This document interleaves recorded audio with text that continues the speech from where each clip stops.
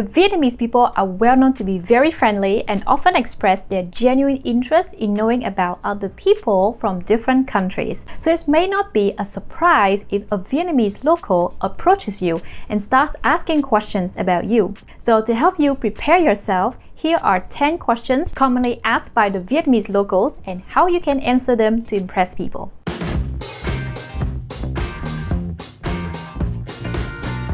Questions number 1. What's your name? Bạn tên gì? Bạn tên gì literally means you name what or what's your name. So to introduce your name, you simply say mình tên, then your name. For example, mình tên Caroline. Mình tên John. Questions number 2. What's your nationality? Bạn là người nước nào? Bạn là người nước nào? Người nước nào can be translated as which nationality. So, bạn là người nước nào literally means which nationality are you? To answer these questions, you can say mình là and then your nationality. For example, mình là người Mỹ. I'm American. Mình là người Anh. I'm British. Mình là người Úc. I'm Australian. Question number 3. How old are you? Bạn bao nhiêu tuổi? Bạn bao nhiêu tuổi? Bao nhiêu tuổi is the question word for how old. But why would someone ask about your age? In Vietnam, it is actually very common to ask for a person's age so that we can use the correct terms of address to show respect to each other. Now, to tell your age, you would say mình, your age, tuổi. For example, mình 24 tuổi. I'm 24 years old. Or mình 35 tuổi. I'm 35 years old. Questions number 4. What do you come to Vietnam for? Bạn tới Việt Nam để làm gì? Bạn tới Việt Nam để làm gì? Để làm gì has the meaning of to do what, which is a question word that we use to ask about the reason for doing something. So, bạn tới Việt Nam để làm gì literally means you come to Vietnam to do what? To answer these questions, we start off with the word để and then your purpose. For example, để làm việc, to work. Để đi du lịch, to go traveling. Để thăm bạn, to visit friends. Or để thăm gia đình, to visit family. After impressing someone with your awesome Vietnamese skill, they may ask you, what's your reason for learning Vietnamese? So similar to question number 4, question number 5, what do you learn Vietnamese for? Bạn học tiếng Việt để làm gì? Bạn học tiếng Việt để làm gì? Literally means you study Vietnamese to do what? Now you can give them simple reasons like để nói chuyện với someone, meaning to talk with someone. For example, để nói chuyện với bạn, to talk with friends. Để nói chuyện với gia đình, to talk with family. Để nói chuyện với đồng nghiệp, to talk with coworkers. Or để nói chuyện với người Việt Nam, to talk with Vietnamese people. Questions number 6. How long have you studied Vietnamese? Bạn học tiếng Việt bao lâu rồi? Bạn học tiếng Việt bao lâu rồi?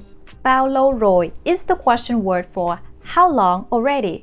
So, bạn học tiếng Việt bao lâu rồi literally means you study Vietnamese for how long already. To answer this question with duration, you can say duration rồi. For example, 2 ngày rồi, 2 days already.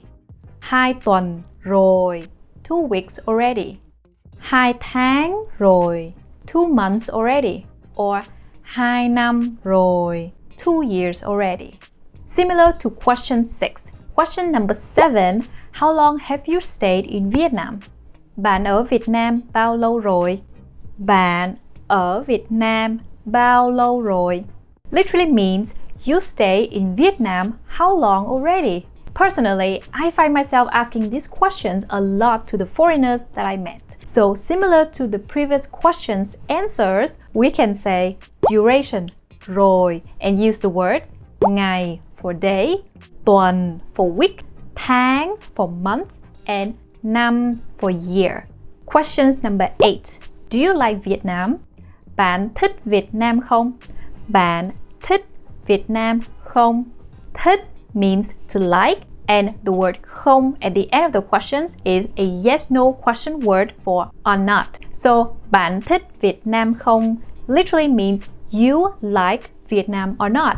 This question is simple to answer. If it's a yes, you would say có. If it's a no, you would say không. I hope that your answer is a big yes. Question number 9. Do you know how to eat Vietnamese food? Bạn biết ăn đồ ăn Việt Nam không? Bạn biết ăn đồ ăn Việt Nam không? Biết ăn means to know how to eat, and đồ ăn Việt Nam means Vietnamese food. So, bạn biết ăn đồ ăn Việt Nam không can be translated as you know how to eat Vietnamese food or not.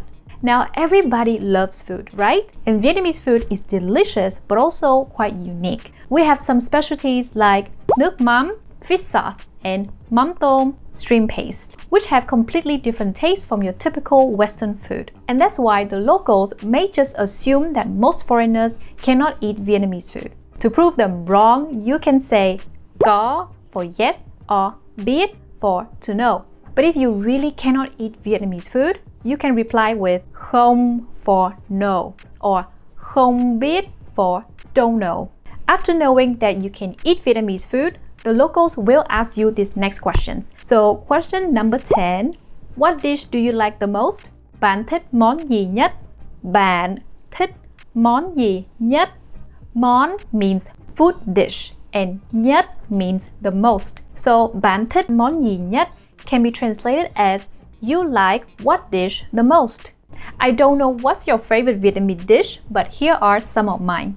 Mình thích phở, mình thích mì Quảng, mình thích cơm tấm và bún chả.